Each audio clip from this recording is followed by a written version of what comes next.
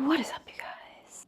I'm kind of tired. That's the thing with tattooing. It's like, I love it so much. Sometimes people don't understand, oh, you're just like sitting there and drawing on people. Like, no. When I'm doing 2 back-to-back, like 8-hour, 7-hour sessions, I am beat. Mentally, physically, everything. And that's why I charge the way that I charge, because it's not like I can be working every day. The amount of care and precision and time that I put into my work and seeing how my work actually heals on people, been really like standing on business with my pricing, which is a little leeway for the topic that I wanted to talk about, which is I'm realizing that I am becoming the villain, but I'm free.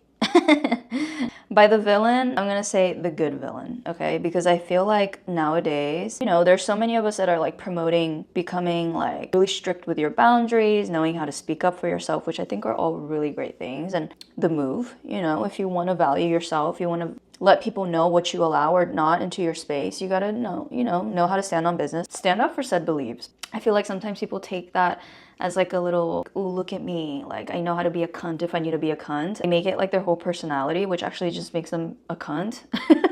Put other people down or like kind of talk to others like I'm above you because I know how to stand up for myself. I think that kind of mentality can be very, very toxic, especially because like once you go through a healing journey in your life, you start to realize that like people, even yourself, are a product of your past. And we were all put here to learn and break our patterns. We are all put into each other's paths to teach each other things as well, you know? And like learning to have that understanding of others, I think is very powerful without putting judgment on them. And like, it's not to say that we're never going to judge other people, but like labeling people as like, oh, they're just a bad person, or they're just like a messed up person, or they have bad intentions, without understanding that we're all literally a product of our past and we didn't ask to be put into the circumstances that we've been put in. So you sometimes can't really blame people for being the way that they are, you know? Do people have the choice of having self-awareness and breaking their patterns and learning how to be better? And yes, that absolutely people are responsible for. The past is never an excuse for your choices. However, sometimes people's life experiences and circumstances haven't given them the opportunity to take that veil off of their eyes. And that's why your interaction with others, sometimes you can grant people that kind of gift, you know, by standing up for yourself, by teaching others what is or isn't okay. But to do that, you got to be able to speak up for yourself and hold yourself and your boundaries in a way that lets other people see your light and see your intentions and actually hear you. There's a difference when you talk to somebody in a way where you kind of give that like, hey, I see you though. Like, I know that you're working through this. This just isn't something that works for me. And so you know, instead of being like, oh, you're such an idiot, or like, you're so fucking stupid, or, you know, which like, even though you might be valid in how you're feeling and whatever, I think it's really important to live your life knowing that most people aren't bad people. A lot of people are just kind of are living through their subconscious. And so when you start to look at yourself and like the choices that you've made because of your insecurities, things that you're not proud of, you have to grant that same kind of compassion for other people. But that's not to say that you allow people to treat you a certain way or this and this and that. It's just you can remove people from your life and you can give criticism. And this kind of touches on the topic of video that I made that was like for people pleasers, you know, and being okay with being like the villain to other people.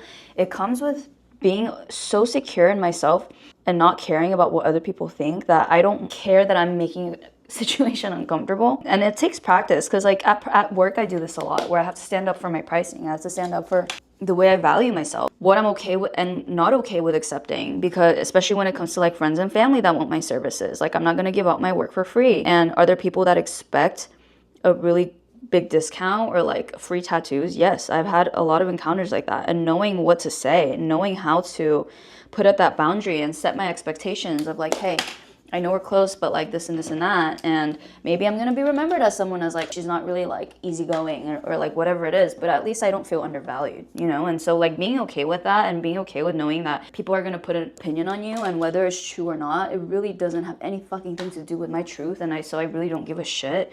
It's really empowering. Knowing my boundaries and not feeling bad about it. That is like a huge goal because it's really hard. I would say that we live in a world where most people are people pleasers, have been taught to accommodate to others and make others comfortable. So when certain people that are uncomfortable with respecting boundaries or have not met someone like that, does meet somebody like that, it's easy to, you know, start judging it and be like kind of a pain in the ass, or that you're going to encounter that a lot. But at the same time, do you really want people like that in your life? But I think there is a difference with people that are a little too stuck up.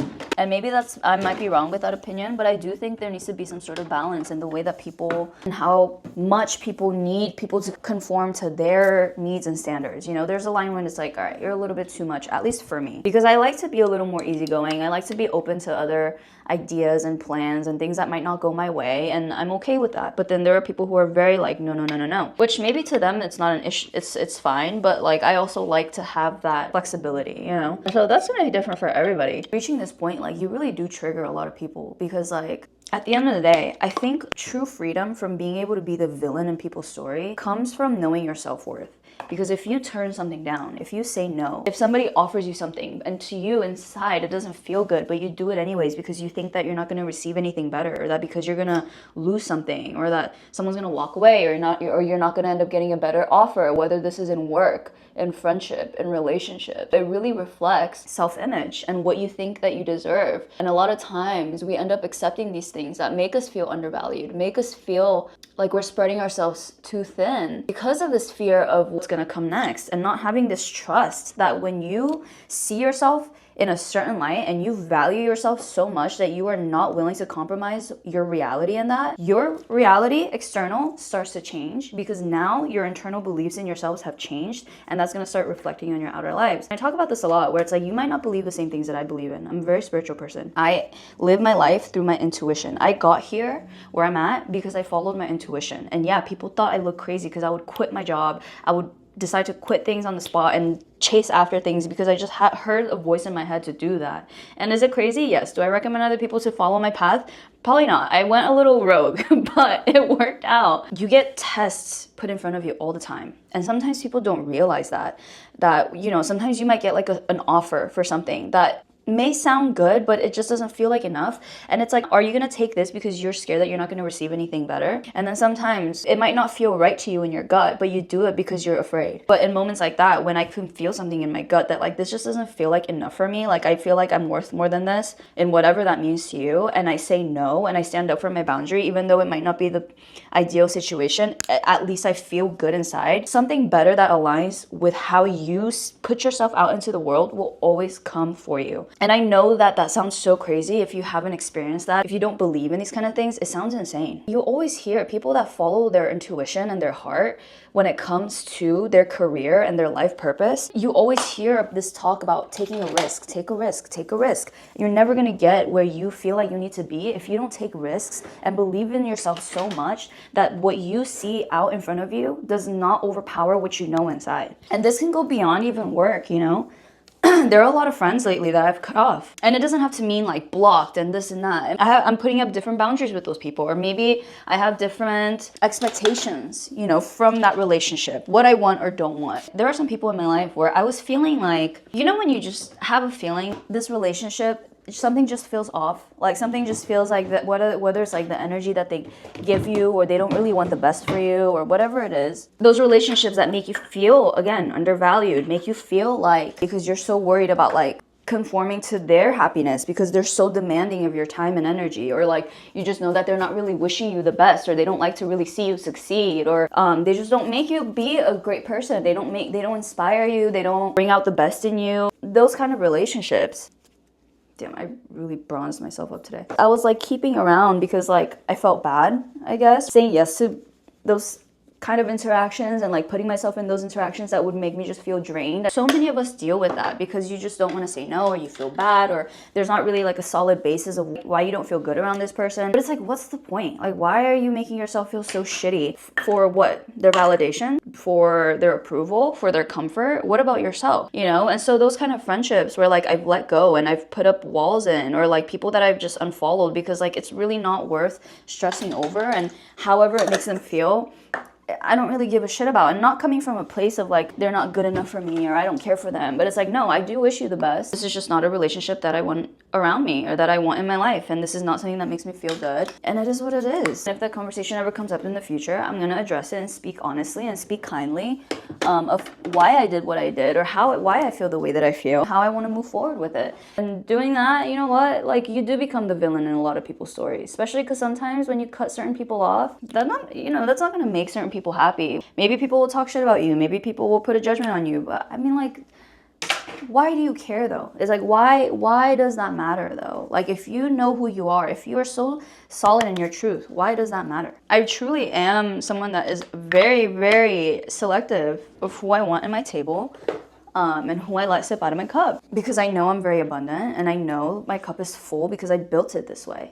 I've worked my ass off to get it this way. And so I'm not gonna let anybody just dip their fingers in my shit. And you shouldn't either. That's not gonna make me feel like I'm spreading myself thin and end up resenting other people because I don't know how to stand up for my own boundaries. I've actually been surprised with seeing how people really do respect when you speak up for yourself like that. They respect the way that you value yourself, and they know from now on, they know what your expectations are. And sometimes I'll give a little more than I can, you know, because when I love someone, I really, really love them, and I like to take the care of people around me. I have to make sure that I'm feeling valued, that I'm valuing myself, and then I'm setting expectation of how I expect people around me to value me as well. And seriously, being in the space is the best place you could ask to be in, because not only are things in your life going to start reflecting that self-worth that you see in yourself in your outer reality, but you're not stuck at home like overthinking things or like building secret resentment for things or feeling like shit in situations that you know you deserve better in, because you start to set your own standards of, hey, this is how I treat myself, this is how I stand up for myself. If you're not providing the same or better for me, why would I want you in my life? I don't need you. Yeah, there can be this anxiety of like, oh, but what comes next? But you know what? Me having this belief and trust in myself to fight this hard for myself. In the beginning, yeah, I might have lost some things. I might have, you know, had to close the door on some things, but I'm starting to see what's being trickled into my reality because I'm engaging in things in my life and allowing things in my life that make me feel good. And yeah, that's not gonna be everything, you know. I talk in my other videos where you need challenges, you need people that maybe don't make you feel the best, and you need things that, you know, are gonna challenge you in your self-respect so that you can grow as a person. However, on my day-to-day, majority of the things that I allow into my circle, that I don't play around with anymore. So if I'm the villain in other people's stories, so be it. But at least I'm free and true to my heart. Life feels really good when you start to live like that. You know that saying when people say like a friend to all, a friend to none? You really start to realize that there is some truth in that, because like you're not gonna get along with everybody when you're true to yourself. You're not gonna be everybody's cup of tea, and not giving a shit about that, but still knowing that you're a true good person in your heart and that you have good intentions towards others, whether you agree with them or not. That's empowering, because like I don't need anything from anybody, and I don't feel the need to give more of myself for anybody else's expectations or validation. And this, ladies and gentlemen, is a good ass place to be. Anyways, I love you.